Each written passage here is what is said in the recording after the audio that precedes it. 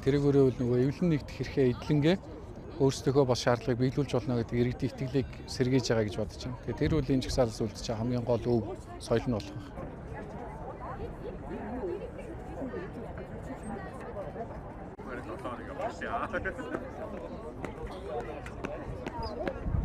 Нэг заавчгүй тэр өр хүүхдээр нь маань төрөө бариад биш уул нь яг уу өөрийнх нь юугаар би бол дэмждэг л байсан юм.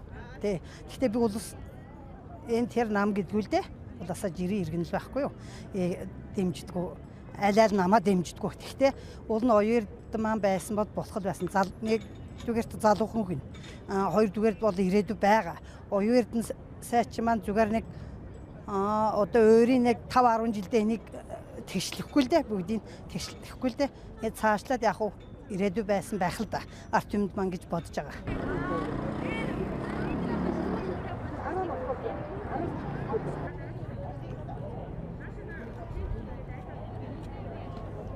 Миний хувьд энэ бол яг миний зүгээс гэвэл энэ амьдрах жоохон таагүй боддог байгаа юм бол тийм. Энэ одоо сурлагын нөхцөл, амьдралын нөхцөл, хүүхдүүдийн эрүүл ахуй байдал, нийгмийн байр суурь, хүмүүсийн цалин мөнгө, хэрэглээ, энэний үн, инфляцийн талаар энэ бол ер нь жоохон сөрөг бодолтой байдаг гэсэн. Сөрөг бодолтой байгаа.